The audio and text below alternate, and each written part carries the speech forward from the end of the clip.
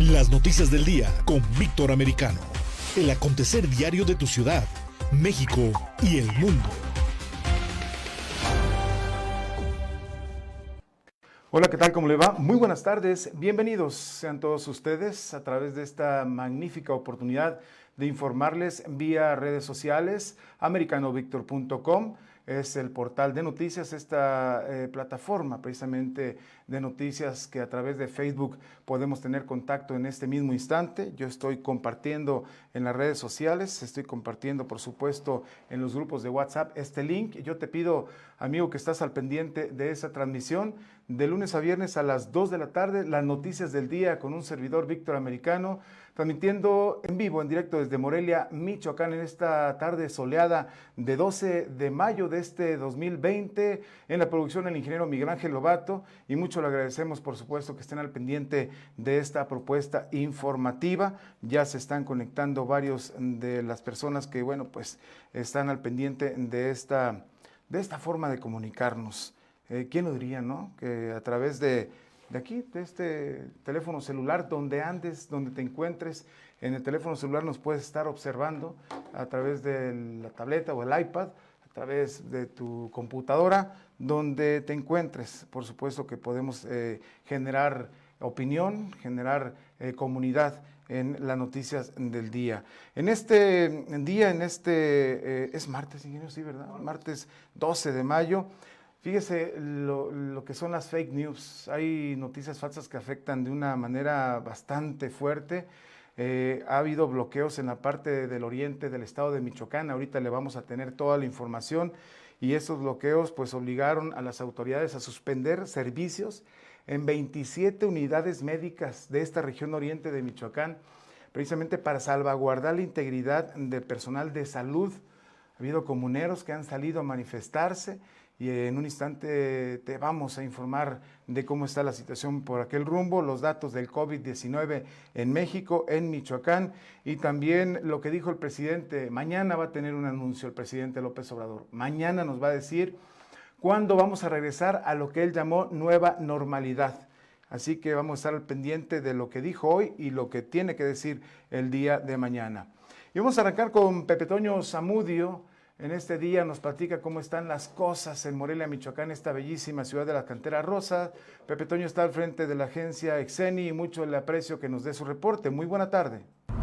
Hola, ¿qué tal? ¿Cómo estás, mi querido Vic? Muy buenas tardes. Buenas tardes también al Inge Lobato, a Vania y por supuesto a este auditorio en las redes sociales. Hoy nos dimos una vuelta en la salida a Mil Cumbres, no tenemos manifestación, pero bueno, pues sí el tránsito vehicular, pues por momentos y en algunos puntos es constante, como lo puedes apreciar en estas imágenes que te estamos enviando, y en donde, bueno, pues venimos de la zona del Mercado de Independencia, donde encontramos que los comerciantes dicen que ya van a reabrir los que no son esenciales, porque dicen que no les han llegado los apoyos por parte del Ayuntamiento capitalino. Esto lo vimos a espaldas del Mercado Independencia.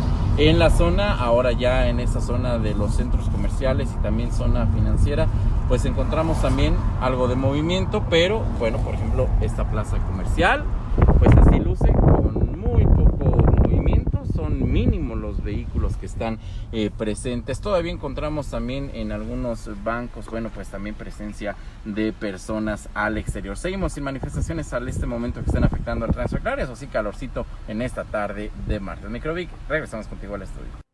Gracias a Pepe Toño Zamudio. Así las cosas en esta ciudad capital. Saludos, porque martes y jueves a las 22 horas, sí, martes y jueves a las 22 horas transmitimos este espacio a través de Radio Tele, Grupo Radio Tele, en esta alianza que realizamos, bueno, pues con mi estimado amigo Rafael Cortés. Un abrazo a ti, mi estimado Rafa, a todo el público de televisión de Grupo Radio Tele, que martes y jueves a las 22 horas está observando esta propuesta informativa, de charla, de plática, para, bueno, pues estar al pendiente en estos días junto con ustedes, americanovictor.com y también con Grupo Radio Tele. Vamos a avanzar, le tenemos por supuesto de parte de lo que es el meteorológico, de parte de lo que es la Conagua, el pronóstico del estado del tiempo que vamos a incorporar desde esta semana para que estemos al pendiente de todo esto. Vamos a ver.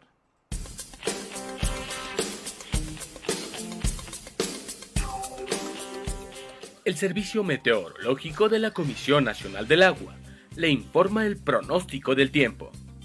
Para hoy, una línea seca se establecerá sobre Coahuila, interaccionará con la entrada de humedad proveniente del Golfo de México, favoreciendo la probabilidad de lluvias, acompañadas de actividad eléctrica, sobre el noreste de la República Mexicana. Además, se registrarán vientos de 50 a 60 km por hora, con posibles torbellinos en Coahuila, Nuevo León y Tamaulipas. Por la noche se pronostica la aproximación de un nuevo frente frío al noroeste del país, el cual ocasionará vientos con rachas de 60 a 70 km por hora en Baja California y Sonora.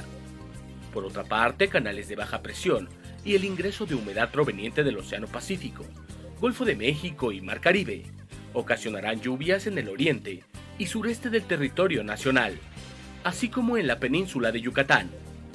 Finalmente, se prevén temperaturas superiores a 40 grados Celsius en zonas de Sonora, Sinaloa, Nayarit, Jalisco, Michoacán y Guerrero.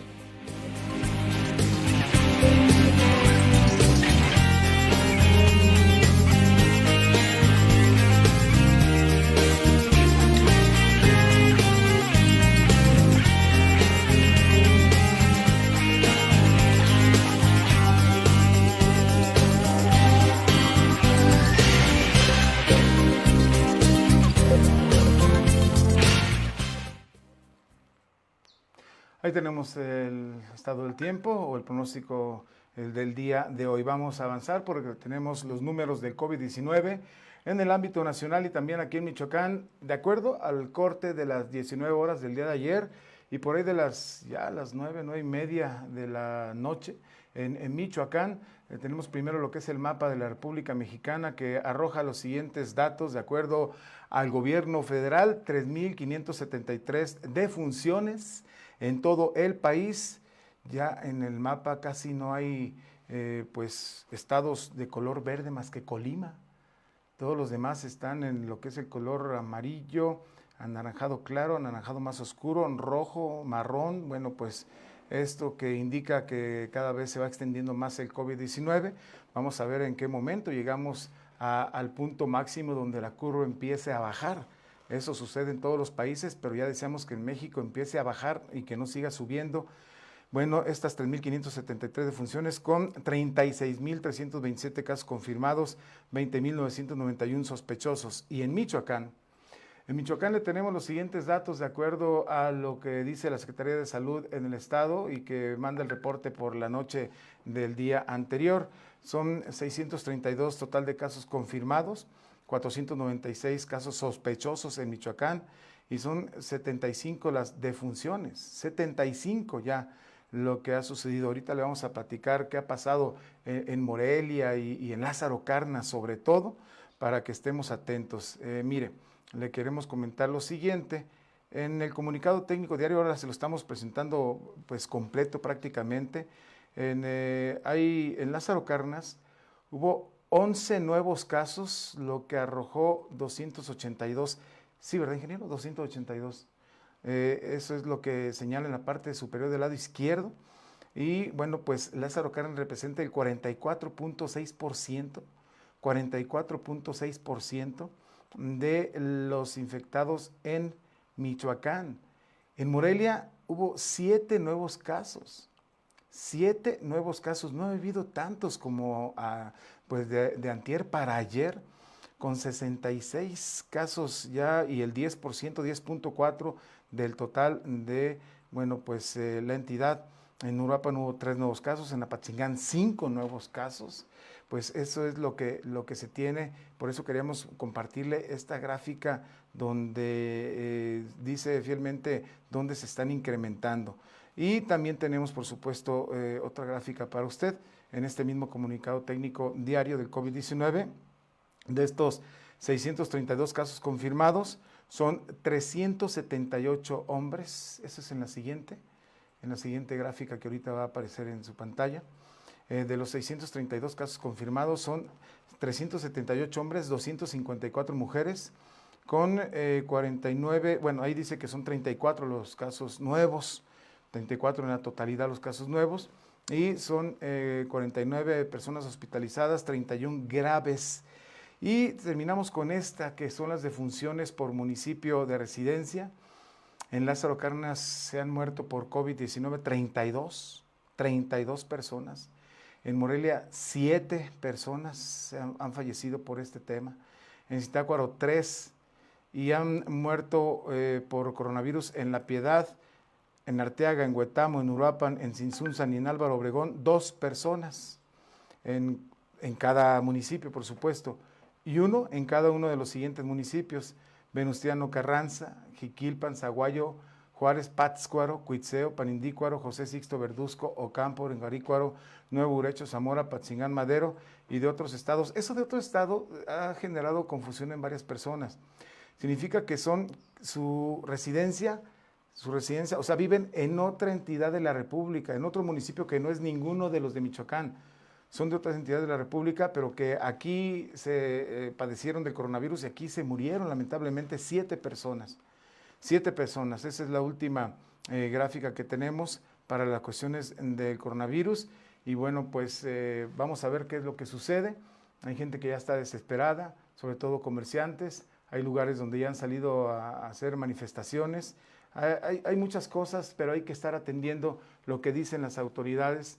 Y de verdad este asunto de Lázaro Cárdenas es porque pues muy tarde se atendió el llamado de las autoridades a respetar el aislamiento obligatorio y seguían realizando actividades, si no masivas, sí de una gran cantidad de personas.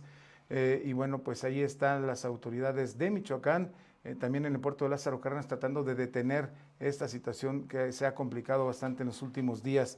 Mire, también le quiero comentar lo siguiente del cierre de hospitales. Tenemos este par de notas, el cierre de hospitales y luego las noticias falsas, porque es importante compartirle todo esto. Mire, ha habido esta decisión que puede tomarse a polémica, pero lo que sucedió fue que, derivado de acciones que han impedido el acceso a los centros de trabajo por los bloqueos basados en desinformación, dice un comunicado de Secretaría de Salud, y con el objetivo de salvaguardar al personal médico, el Comité Estatal de Seguridad en Salud acordó suspender, fíjese nada más, suspender temporalmente los servicios de 27 unidades de atención médica en los municipios de Zitácuaro, Tuxpan y Ciudad Hidalgo. Las autoridades locales, comunales y de tenencia, hasta que las autoridades locales, comunales y de tenencia garanticen la seguridad de médicos y enfermeras. Hasta ese momento, personal de salud del IMSS, del ISSSTE, será enviado a sus puntos de trabajo. Regresarán hasta que haya garantías, derivado de un acuerdo que se tomó de manera interinstitucional. Y bueno, pues hay que recordar que en Michoacán se tiene registro de 632 casos confirmados, ya le hemos dicho, 14 son de Zitácuaro, 4 en Tuxpan. En estos municipios, a través de redes sociales y reparto de unos panfletos que ahorita le voy a mostrar, de unos panfletos o volantes, se difundieron rumores respecto a la epidemia, señalando que personal de instituciones oficiales llevarían a cabo labores de fumigación para esparcir el virus en casas y pozos de agua. Imagínense que las autoridades, que personal de instituciones oficiales iban a ir a esparcir virus en las casas, en los pozos de agua. Fue una información falsa, la gente se espantó y comuneros salieron a manifestarse para que esto no sucediera. Hubo algunas situaciones pues obviamente tensas, álgidas, lo que provocó, lo que pues ocasionó de que se determinara cerrar 27 unidades de atención médica en el oriente de Michoacán en plena pandemia, porque dicen que no hay garantías para el personal médico. Y obviamente hay que cuidar también a los enfermos, hay que cuidar a todos, pero el personal médico que está en la primera línea de fuego atendiendo a los pacientes sospechosos de COVID-19 y los que ya tienen ahora sí que coronavirus, pues deben de tener todas las garantías de realizar sus labores de una manera adecuada. ¿Qué cosas pasan en este sentido? Yo no sé cómo la gente se puede creer tantas noticias falsas, y las tenemos a continuación. Tenemos a continuación estas fake news o noticias falsas que de una u otra forma ha ocasionado tanto, pero tanto daño a lo que es en general la mala información. A ver, ¿cuál tenemos primero, ingeniero? Eso que está en su pantalla. Decía este panfleto decía lo siguiente: aviso urgente. Esto que usted va a ver en su pantalla en un instante, bueno, pues se les comunica a toda la localidad de La Palma, que estemos atentos, ya que un grupo de varias personas, policías, entre paréntesis, quieren ingresar a nuestro domicilio a fumigar. A ver, están fumigando, pero el virus COVID-19, ya que en varias localidades han ingresado y no solamente quieren en las casas, sino también en los pozos de agua. Obviamente hay faltas de ortografía terribles, esa cosa es falsa completamente. Tenemos que estar al tanto para detenerlo. La entrada de las personas a nuestro domicilio empezó desde la mañana, varios estábamos dormidos, entre vecinos hay que cuidarnos, no dejar que nadie, así estoy leyendo como está ahí, que nadie desconocido a nuestras casas, no dejar entrar a nadie desconocido a nuestras casas, etcétera, etcétera, ¿verdad? Bueno, que hay hasta bloqueos de carreteras, señalan. Entonces, lo que responde el gobierno, porque la gente se espantó con esta noticia falsa, pues obviamente se espantó.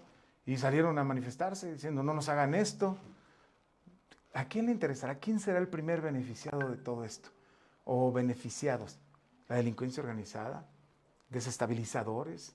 ¿Gente que quiere la ingobernabilidad en la entidad?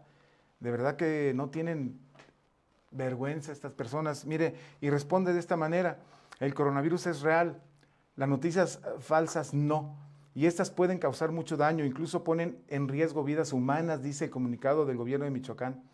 Esto pasa en Zitácuaro, donde personas sin escrúpulos están esparciendo panfletos entre las comunidades con rumores de una supuesta acción desde las instituciones para esparcir el virus y contaminar pozos de agua, lo que ha provocado que la gente salga a realizar cierres de caminos y otros actos que constituyen conductas ilícitas. Además de transgredir la ley, exponen su salud y la de los demás al violentar las medidas sanitarias tan importantes en esta emergencia que estamos viviendo. Esas acciones buscan generar y usar a favor de los intereses de sus promotores. ¿Quiénes serán esos promotores? El miedo y la zozobra. A ellos les decimos que no nos vamos a quedar cruzados. Al pueblo de Zitácuaro y de sus comunidades les pedimos no caer en la trampa de la desinformación, etcétera, etcétera. Tomemos en serio todo esto, quédate en casa. Pues sí, pero bueno, pues esto ha sucedido hoy en el oriente michoacano. Qué situación tan complicada, ¿eh? Que haya desestabilizadores, promotores de este tipo de acciones sin escrúpulos, que empiece a alarmar a la gente, les empiece a decir todo esto y que suceda lo que está pasando en Zitácuaro, que hasta se tengan que cerrar las unidades médicas para proteger al personal médico, que eso obviamente es muy, muy importante también. Pues fíjese que hay un video que realizó precisamente el gobierno de Michoacán, es que el coronavirus no es un juego, y sería muy interesante que lo vieras completo, es cortito, para darnos una idea de las noticias falsas y de lo que está pasando en esta pandemia. Veamos. Si sigues sin creer que el COVID-19 te mata, entonces no veas esto. Muertes, contagios por todo el mundo. Italia, España, Francia, Estados Unidos, Reino Unido, Brasil, Perú, Ecuador, México. Y lo peor apenas comienza. ¿Qué más quieres saber para tomar en serio al coronavirus? ¿Quieres permanecer encerrado o enterrado? ¿Prefieres ser paciente o ser paciente? Si sigues sin creer, imagina que quien más quieres en la vida muera porque no acataste las medidas sanitarias de prevención. Estamos en el momento más crítico y sigues en la calle. Esto es vida o muerte. ¿Sigues sin creerlo? Por favor, tómalo en serio. Quédate en casa. Gobierno de Michoacán.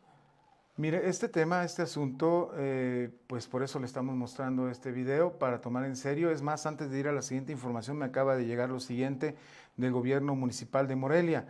El gobierno, obviamente, el ayuntamiento de Morelia llama a la ciudadanía a quedarse en casa. La Secretaría de Movilidad y Espacio Público recabó datos y ha habido un incremento del 20%. Dice, se prevé que las festividades, las festividades sean la principal causa de aumento de gente en la calle.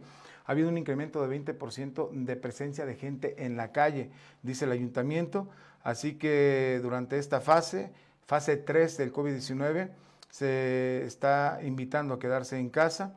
Hay una red de semáforos en las 103 intersecciones con dispositivos de control de tránsito, y eso fue lo que detectó un incremento del 20% de gente que anda de nueva cuenta en la calle. Pues no sé si pensando que todo va a regresar a la normalidad ya, pero es obvio que todavía no.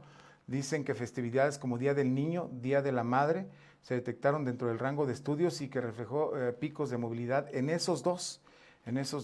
Fíjese que una pizzería, ya no voy a decir el nombre de esa pizzería, obviamente solamente pueden vender para llevar, pero el Día del Niño se le ocurre decir, tenemos una promoción del Día del Niño, y sí, una promoción muy interesante. No, hombre, había filas afuera de estas pizzerías aquí en Morelia, filas de gente y nada de sana distancia, del 1.5 metros, 2 metros. O sea, está bien que quieran vender, es un comercio, pero si lo van a hacer, que tengan gente vigilando ahí, porque la gente se desborda. Si hay no sé, alguna situación de ese tipo, la gente va a aprovechar lo que es estas situaciones, estas ofertas, y eso sucedió el Día del Niño. A lo mejor de ahí viene el incremento de los enfermos por COVID-19.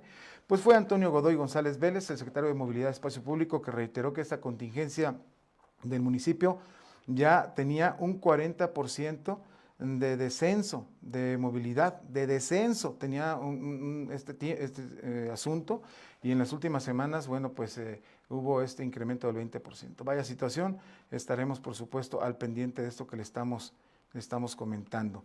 Bien, vamos a avanzar. Para las personas que piensen o tengan la idea de que los médicos, como pasó en Ecatepec, ya ve que llegó esta señora, qué lamentable esta situación, que decía, me lo mataron, le inyectaron algo para matarlo, quiero que me regresen el cuerpo de su familiar, no recuerdo si era su hijo, ingeniero, era un familiar, sí, su hijo, ¿verdad?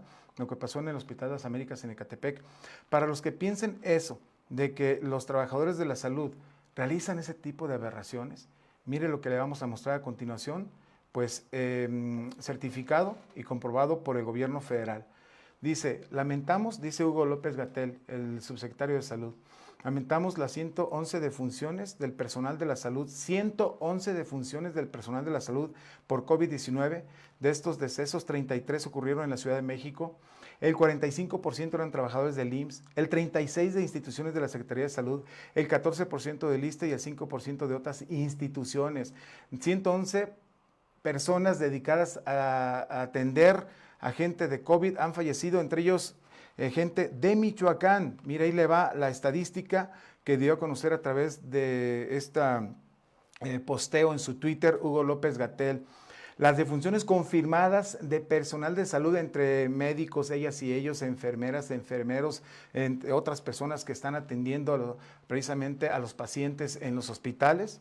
En Ciudad de México han fallecido 33, en Tabasco y en el Estado de México 9 respectivamente, en Sinaloa 8, en Chihuahua, Veracruz, Coahuila 5 respectivamente, en Quintana Roo 4, igual que en Puebla, en Baja California Sur 3, en Hidalgo 3, en Michoacán 3 personas dedicadas a la cuestión de la salud, profesionales de la salud, han fallecido en Michoacán por esta pandemia y porque están atendiendo a gente que, bueno, pues están sospechosos o tienen COVID-19, se contagian por estar ayudando a las demás personas, por tratar de curarlos.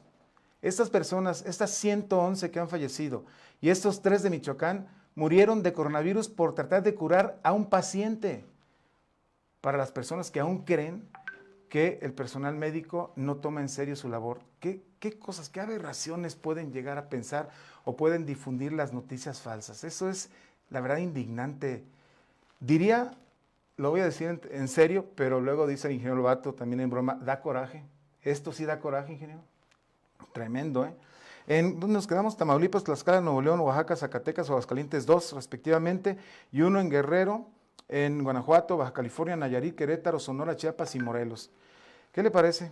Era muy importante presentar esta gráfica que dio a conocer Hugo López-Gatell para darnos una idea y mandarles un saludo muy atento y el agradecimiento total al personal médico, al personal de la salud.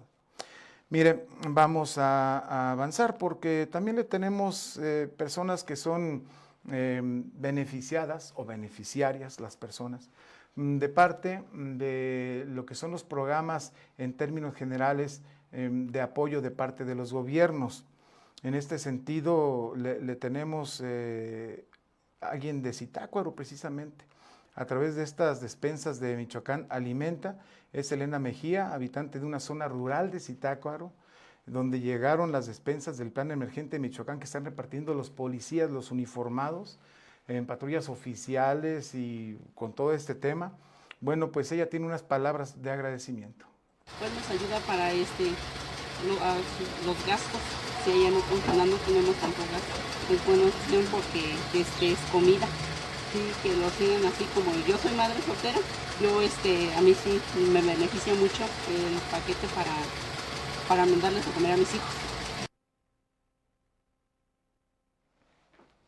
Ahí tenemos precisamente gente que está agradecida. Obviamente hay personas que se tienen que quedar en su casa, que no tienen una actividad esencial y que dicen, sí, pero nos quedamos en casa, ok. ¿Y de qué vamos a comer? ¿De dónde vamos a obtener el dinero para poder darle de comer a nuestros hijos, a nuestra familia? No hay nada peor, lo peor que le puede pasar a un padre o una madre, lo peor es decirle a los hijos, no hay de comer.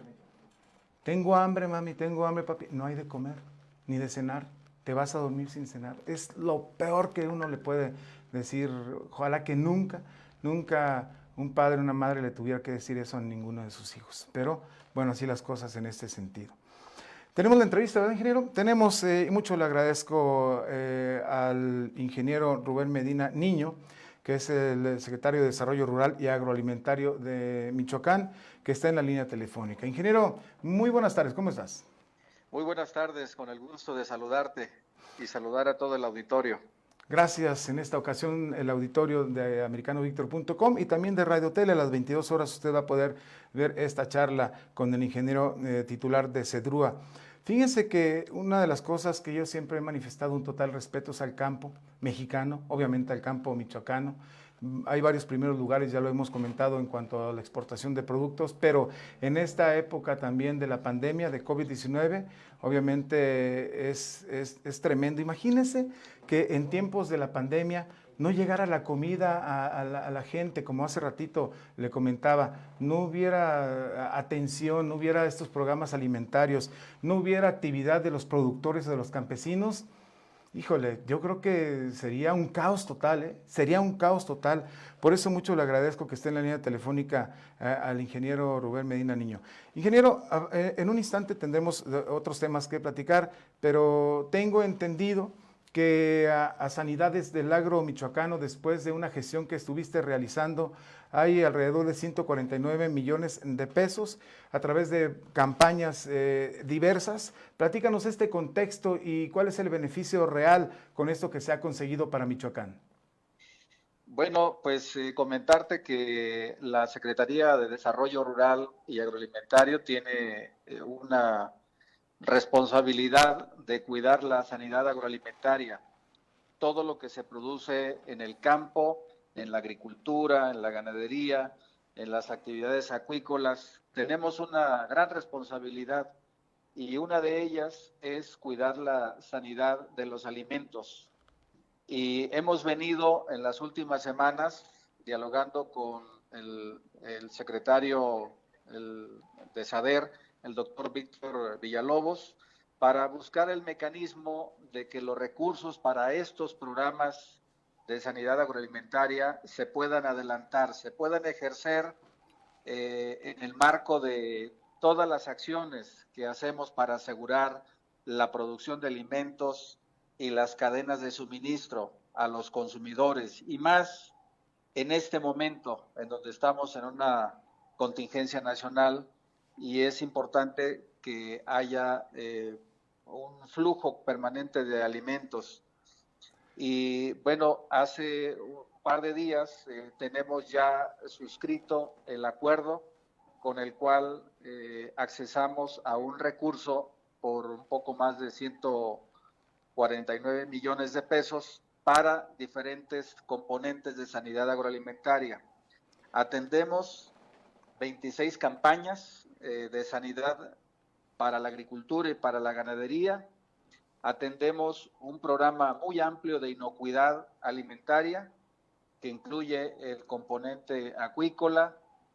También incluye un programa de inspección para vigilar la movilización de frutos y diversos cultivos en el territorio del estado. Y también hacemos un programa muy fortalecido de vigilancia epidemiológica en materia de plagas y enfermedades para la agricultura. Sí, ingeniero, porque Esos aunque son estemos en los- esta época de pandemia, aunque estemos en esta época, hay que protegerlas. ¿Cuántas miles de hectáreas de cultivo en Michoacán en contra de las plagas, ingeniero? Bueno, tenemos un poco más de 600,000 hectáreas que se atienden de diferente manera, con diferentes campañas.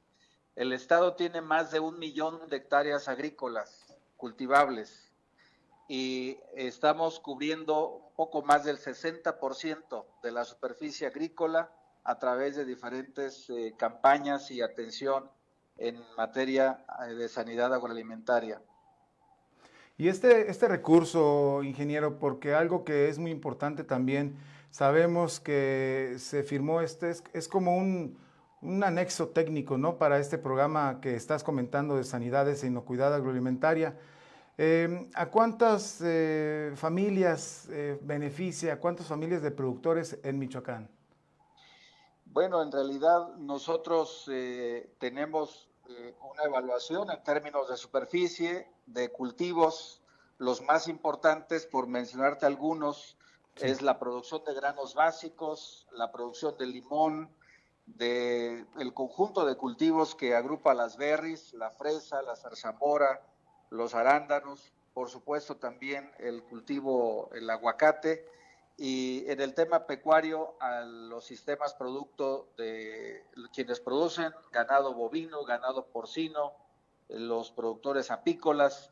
Hay una diversidad muy amplia de lo que atienden estos programas. Estamos estimando nosotros aproximadamente 165,000 productores, los que de alguna manera son beneficiados con acompañamiento técnico, con materiales, con insumos para el control y el manejo de las plagas o de enfermedades en el sector pecuario. Entonces, es una tarea muy importante y es un bien común. Lo tenemos que cuidar porque es un patrimonio del Estado, es un patrimonio de todos los agricultores, de todos los ganaderos y por supuesto es también un gran beneficio para quienes somos consumidores de los productos del campo. Sí. Ingeniero, a lo mejor la gente que nos está viendo, está al pendiente de este informativo, puede decir, ¿cómo está eso de sanidades e inocuidad agroalimentaria?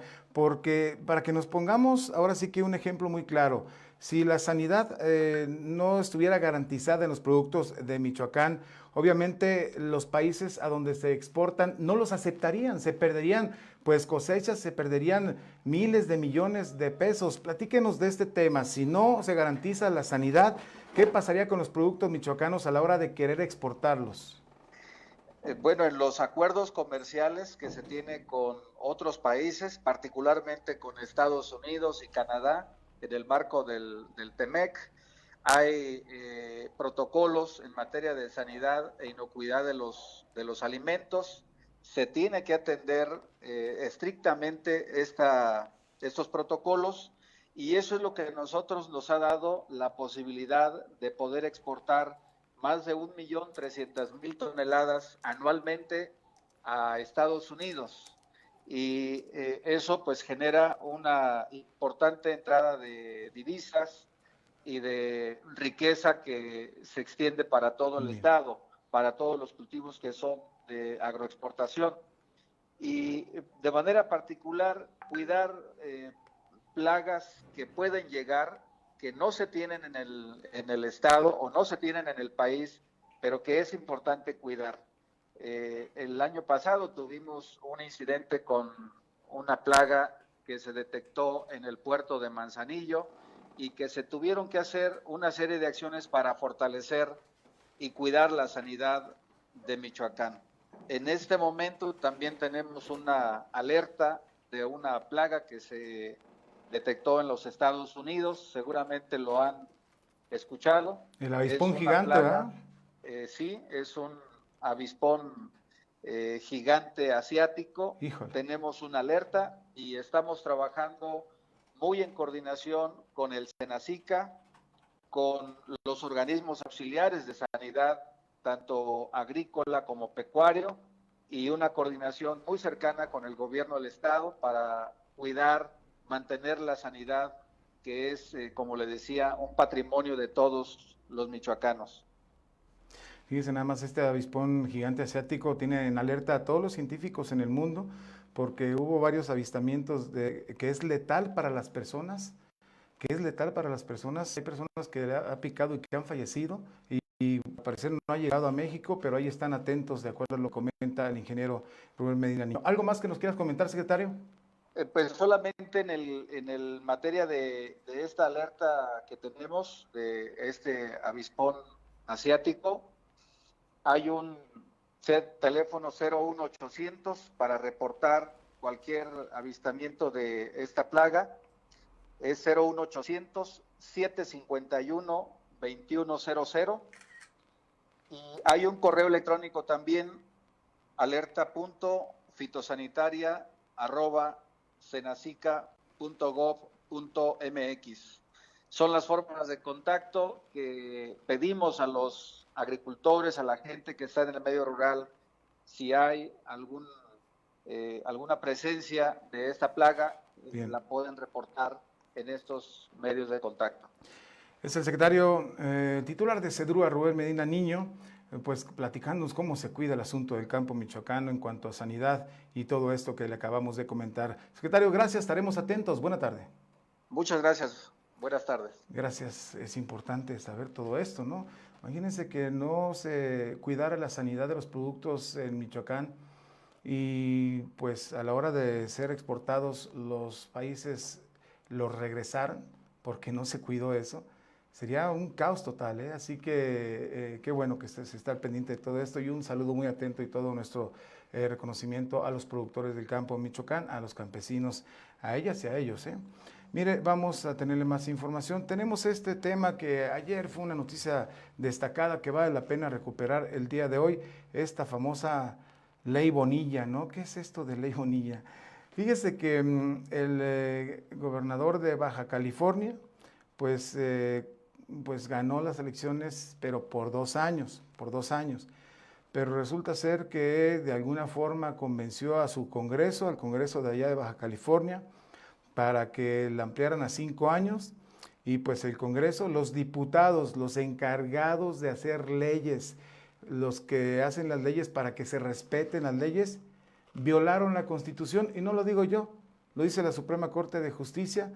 Vamos a ir por partes, primero a lo que es este tuit que subió la Suprema Corte de Justicia el día de ayer y que generó una gran cantidad, por supuesto, de comentarios en redes sociales y pues en todas partes, en la clase política, etcétera, etcétera.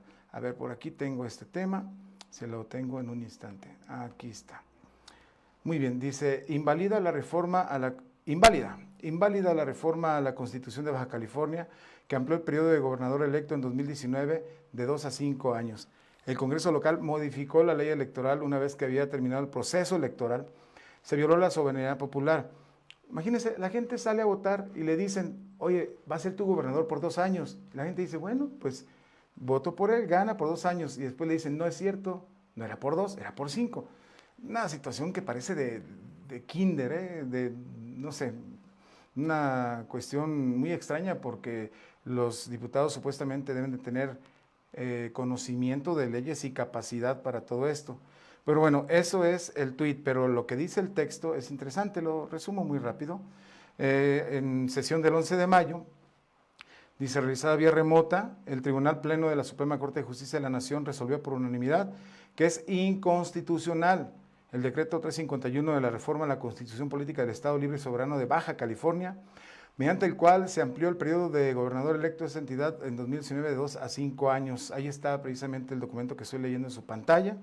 Y bueno, pues habla de que, ¿sabe qué violó todo esto?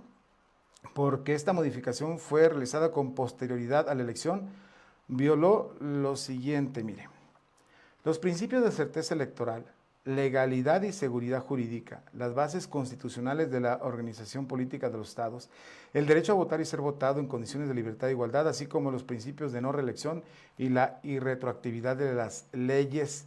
En términos generales, esto es lo que sucedió y es lo que comenta, bueno, pues la Suprema Corte. Pero tenemos más, porque el presidente del INE, Lorenzo Córdoba Vianello, en un tuit también comenta lo siguiente: reconozco la decisión unánime de la Suprema Corte de Justicia de la Nación en favor de declarar inconstitucional la denominada Ley Bonilla en Baja California.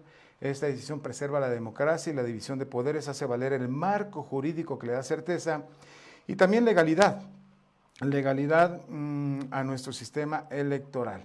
Y vamos a continuar con este tema porque tenemos más información. Dice el presidente de la Suprema Corte de Justicia en otro tuit que se subió Líderes de Opinión, dice que el Congreso de Baja California fraguó un fraude democrático. En un instante vamos a tenerlo ahí en la pantalla, al aprobar la ley Bonilla. ¿Qué le parece? Ahí está. Que fraguó un fraude el Congreso, los diputados, los legisladores, los encargados de hacer leyes, estuvieron al servicio de Bonilla, del gobernador de Baja California. Y estos que usted ve ahí en la pantalla son los ministros de la Suprema Corte que, bueno, pues hicieron o tomaron esta medida que le estoy comentando. Mire, pero vale la pena y muchísimo escuchar cómo se refirió el propio Arturo Saldívar. Arturo Saldívar Lelo de la Rea es el ministro presidente de la Suprema Corte de Justicia de la Nación, nada más y nada menos. Vea cómo dijo, o qué fue lo que dijo de lo que sucedió allá en Baja California. Voy a posicionarme desde este momento sobre la totalidad del proyecto, porque si bien coincido con todas y cada una de las violaciones constitucionales que en él se identifican, me parece que vistas en su conjunto configuran un gran fraude a la Constitución y al sistema democrático que ésta instituye. Bajo la apariencia de que se estaba actuando en uso de su facultad legislativa y en ejercicio de su competencia para legislar sobre su organización política y electoral, el Congreso de Baja California alteró los resultados de un proceso electoral concluido al decretar por ley que un gobernador electo por 2 años ejercería el cargo por 5. Ya he dicho en otra ocasión en este tribunal pleno que el fraude a la Constitución no es un término retórico, sino un ilícito constitucional atípico, un término técnico que esencialmente consiste en simular que un acto o una norma son compatibles con la Constitución cuando no lo son. Vaya, más claro ni el agua, ¿no? Fraguaron un fraude a la Constitución los diputados del Congreso de Baja California. A mí yo me pregunto, y ayúdeme amigo y amiga de las redes sociales, si yo cometo un fraude, si aquí el ingeniero, si cualquiera de nosotros, tú y yo que estamos aquí, cometemos un fraude, ¿no se nos aplica la ley? ¿No nos mandan a la cárcel? ¿O por lo menos no se nos instaura un procedimiento legal? Yo creo que sí, porque somos seres mortales, seres normales. Pero los diputados, no hombre, olvídese, ¿cómo va a tocar un diputado? Está diciendo el presidente de la Suprema Corte que fraguaron un fraude a la Constitución y se lo fraguaron y lo está diciendo la Suprema Corte. ¿Qué no tienen que ir a la cárcel? ¿Qué no tiene que por lo menos investigarse esto para ver si tiene alguno de ellos una culpabilidad? Si tiene que pagar por este fraude, por este delito, porque es un delito, o a poco las cosas se van a quedar así como si nada. Porque si esto hubiera pasado, si se hubiera aprobado los 5 años, hubiera asentado un precedente terrible para todos los congresos de todo el país, ¿eh? Iban a decir los demás diputados, podemos hacer lo que nos dé nuestra gana, al cabo que no pasa nada y podemos cambiar la Constitución como nos dé la gana, aunque hagamos fraude. Qué bueno que hubo esta decisión de la Suprema Corte y ahora ¿qué sigue? ¿Todo se queda igual? Vamos a ver qué pasa. Bueno, pues el PRI aprovechó, Alito, es Alejandro Moreno, el presidente nacional del PRI, para fijar postura, porque sí fueron los partidos de oposición los que realizaron este procedimiento ante las autoridades correspondientes, pero ya sabe que, está bien que aprovechen para dar una declaración, alguna entrevista, algún tuit, alguna situación, pero luego generan una producción con música de fondo, melodramática y todo ese tipo de temas. Vea usted. El día de hoy, la Suprema Corte de Justicia de la Nación ha resuelto un fallo histórico, rechazando una reforma en Baja California que permitía extender el mandato del gobernador de Morena, Jaime Bonilla, de 2 a 5 años.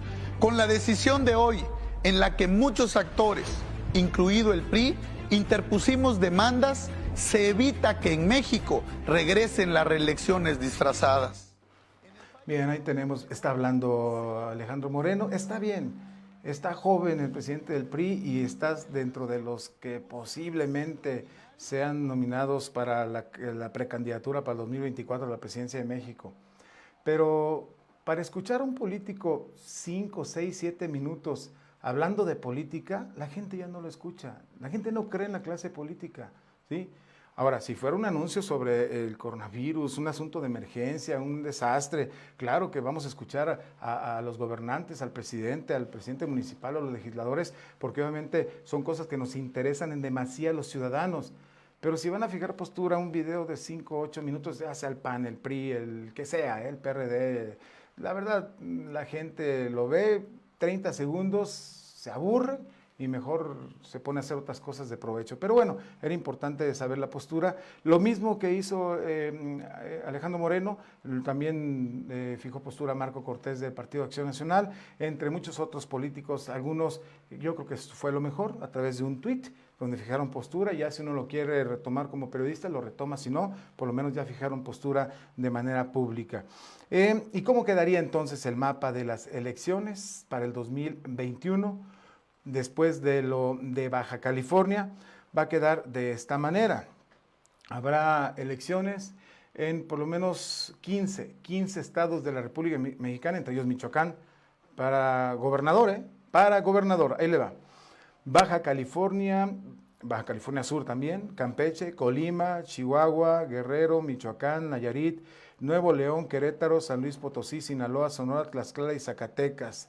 Así que para el 2021, aparte de Michoacán, habrá en otros 14 entidades de la República que ya le mencioné.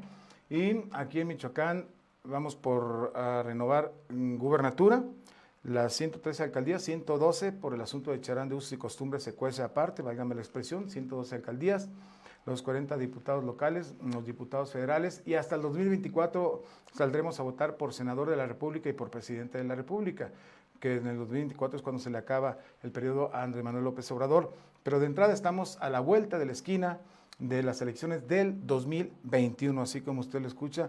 Vamos a ver qué pasa y cómo cambia el asunto electoral, este tema del coronavirus, del COVID-19. Bueno, vamos a tener más información. Tenemos cada martes el segmento de opinión del doctor Salvador García Espinosa. Él aborda un tema que yo no había pensado, fíjese. Se va a celebrar lo que es el 15 de mayo y los maestros no van a estar en las aulas, van a estar de una manera atípica por la emergencia sanitaria. Bueno, pues dando clases vía virtual, aunque la otra vez el ingeniero Lobato tuvo una amarga queja de algunos maestros que no saben conectarse. ¿A qué asumo? ¿A dónde, ingeniero? Sí, asumo a la plataforma. A una plataforma. No saben manejar internet muchos de los profesores. No tienen ni idea de cómo entrar, no todos, porque hay unos que todos mis respetos, que tienen muchos años de experiencia y que de verdad tenemos un respeto total, pero no tienen manera ni idea de utilizar las plataformas que está dando la Secretaría de Educación Pública para dar clases vía internet. Y pues, si de por sí yendo a clases es complicado, ahora si tienen problemas en la cuestión de internet, bueno. Pero eso ojalá que les den algún tipo de capacitación manual, etcétera, etcétera. ¿En qué nos quedamos? Nos quedamos con Salvador García Espinosa. Bueno, vamos a escuchar y a ver al doctor García Espinosa. Amigos que nos siguen a través de las redes sociales, queremos invitarlos este martes 12 de mayo a leer nuestra columna El Derecho a la Ciudad. En esta ocasión queremos dedicar la columna al Día del Maestro. Desde 1918, en el que el presidente Venustiano Carranza decretó este día como el Día de los Maestros, indicando claramente en su decreto presidencial que se suspendieran labores para que se realizaran actividades culturales que permitieran enaltecer la noble e importante tarea del maestro en la sociedad. Desde entonces, cada 15 de mayo celebramos el Día del Maestro. En esta ocasión, las aulas estarán vacías, los maestros en su casa y muchos de nosotros dando clases en forma virtual o en línea. Permítanme pues aprovechar este pequeño espacio para rendir homenaje a todos aquellos maestros que aún sin saberlo han influido en todos nosotros, en miles de jóvenes que año con año pasan por sus aulas. El referente de los maestros en la primaria, al menos en la experiencia personal de su servidor, fue de una autoridad, pero a la vez de un asunto muy fraternal. Cuando uno llegaba a encontrarse a los maestros, se daba cuenta que los maestros lo conocían a uno muy bien. Sabían si uno estaba enojado o triste, cuáles eran sus buenos amigos, las materias que más les gustaban, e incluso sabían cuáles eran los compañeros con los que teníamos alguna rivalidad académica o deportiva. ¿Sí?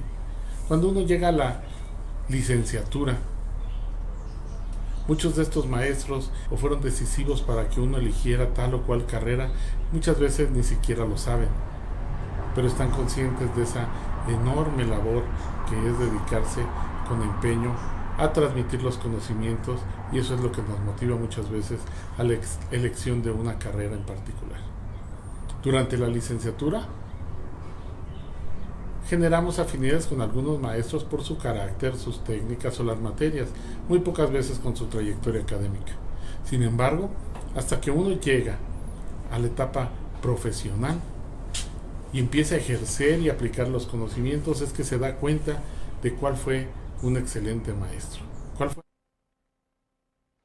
Ya sabe usted, Salvador García Espinosa en El Derecho a la Ciudad en americanovictor.com. Y vámonos hasta los Estados Unidos con Miriam Cruz. Ella nos presenta cada lunes o martes pues el reporte de cómo están las cosas en los Estados Unidos desde Texas. Nos platica. Miriam, ¿cómo estás? Adelante. ¿Qué tal, Víctor? ¿Cómo estás? Te saludo con mucho gusto, como cada semana, con la información de lo que acontece aquí en Estados Unidos respecto al COVID-19. Te comento que suman hasta el momento más de 1.300.000 casos de personas que han sido contagiadas por el COVID-19 aquí en Estados Unidos, sumando con esto más de 86.000 fallecimientos.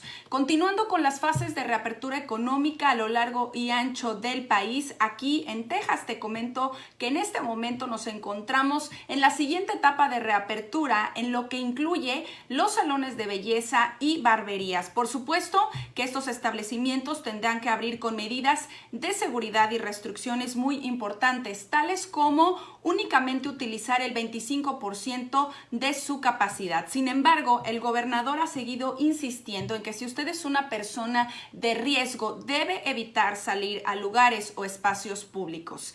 En California, el gobernador demócrata Gavin Newsom finalmente ha anunciado el plan de reapertura para aquel estado, en el cual el 70% de los negocios van a poder abrir con ciertas restricciones. En esta etapa podrán participar librerías, tiendas de joyas, jugueterías, ropa, zapatos, artículos para el hogar y más. Sin embargo, todos estos negocios van a estar funcionando únicamente con ventas en línea o servicio a domicilio que habrá que recoger en automóvil. Sin embargo, algunos condados en California no han estado obedeciendo con las debidas restricciones de la reapertura, por lo que han sido advertidos de perder cualquier tipo de ayuda federal de no cumplir con los lineamientos que ya se han establecido. En Nueva York, finalmente también el estado ha anunciado la próxima reapertura a partir de este 15 de mayo, comenzando con la primera fase. Los primeros en abrir serán todos aquellos sectores relacionados con la construcción, manufactura, pesca, temas forestales y temas agrícolas. En el caso del comercio, también abrirán sus puertas los pequeños negocios, pero únicamente con servicios para llevar. Según la Oficina de Estadísticas Laborales, 20.5 millones de personas han perdido el empleo únicamente en el mes de abril aquí en Estados Unidos. Sin embargo, los hispanos han sido el grupo más afectado en este número tan grande de personas con desempleo. Se calcula que 1 de cada 5 hispanos o latinos en Estados Unidos se ha quedado sin empleo en medio de la crisis. Los estados en donde se han recibido mayores llamadas para atención al subsidio y al empleo han sido, sin lugar a dudas, estados como California, Texas, Georgia, Nueva York y Florida. Muchos de ellos están en espera de ser recontratados una vez que la reapertura económica en el país lo permitan.